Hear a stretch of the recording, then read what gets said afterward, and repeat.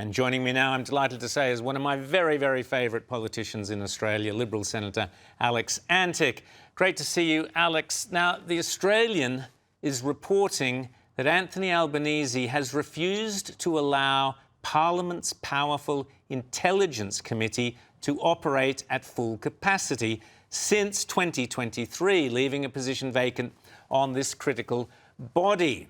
The committee reportedly struggles regularly to reach enough members to even hold a meeting. This is pretty worrying and damning in light of the horror of Bondi this week, isn't it, Alex? Yeah, Rowan, well, I read that report too, and it is concerning. And I mean, the purpose of that committee is to be briefed on these sorts of matters and to be told about them. And it strikes me that this is part of a bigger piece of the pie for this government, though, in terms of how seriously this issue has been taken. I mean, let's cast our mind back several months to the news that ASIO and ACIS had been effectively removed from the National Cabinet Committee on Security with no real explanation. I don't think we've ever still had an explanation for why that is. So what is the issue here? What is the information that this government, this Labor government, doesn't want to hear? I mean, you know, it's almost like the three monkeys with the hear no evil, see no evil, speak no evil. We've got to know what the politics, I should say, the parliamentarians who sit on that committee need to understand the nature of the threat so that they can respond. Now, I would say that is obviously not the cause of this, but that is the whole purpose of that building sitting on Canberra. It's not just so people can drive around with a car with the flag on it and have a great time and live at the lodge. We've got to know what the threats are, and people have got to know them in a judicious and prompt manner. And it would seem that this Labor government doesn't take the same view. Now, Alex, I'm a big fan of Senate estimates, and I think you do an amazing job there. So I hope next year that you guys will be looking very closely at what the bureaucracy is doing about the threat to us from radical Islam.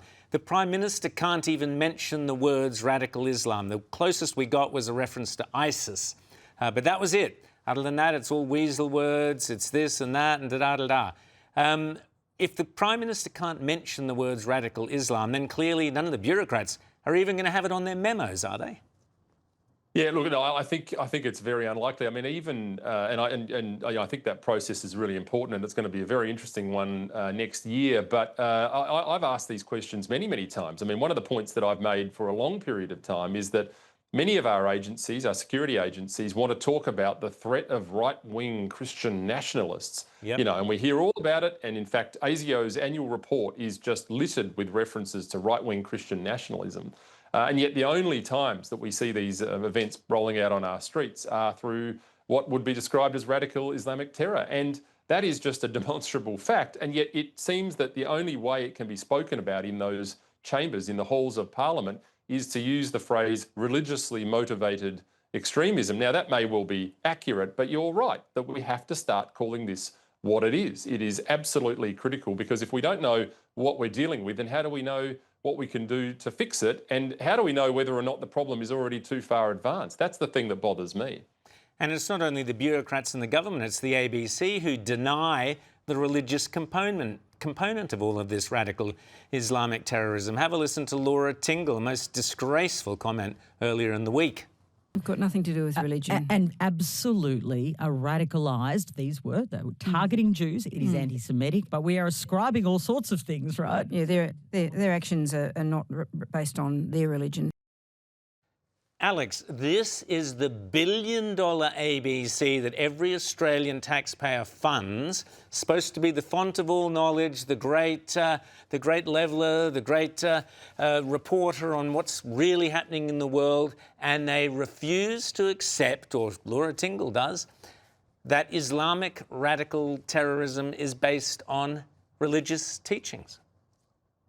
Yeah, I mean, it's a very, very fine point, if it's one at all. I mean, I suspect the point that was trying to be made there was that the Quran doesn't teach this, which, you know, is ostensibly right. But that's not the point. We don't need our broadcasters trying to find ways around saying what we need to say, and that is the fact that there can be no other way of looking at this, that it was, a form of radical Islamic terror, and allegedly, as you say. But I mean, the fact here is that where we are up to now is not going to be solved by clever word plays, by dancing around the mulberry bush. It's not going to be saved by introducing new laws which impinge on free speech. I mean, I note that we have already had a raft of those, and it doesn't seem like any of the banning of symbols and gestures had much of an impact on there. Doesn't seem like any of the incessant discrimination laws that we've had have had an impact on the event in Bondi, sadly.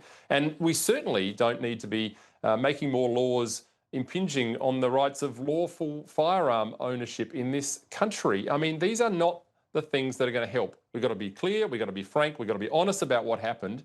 And that means that we've got to look to the future in terms of how we have imported this problem and leaving law-abiding Australians and those that want to speak their mind on legitimate political issues alone. And mentioning that, Alex, the Governor-General blamed misinformation and disinformation. Can you believe it? Richard Marles blamed Nazis and so on and so on. But let me ask you, as the son, very proud son of proud immigrants into this country, what do you think the immigration policy you would like to see under a coalition government should be?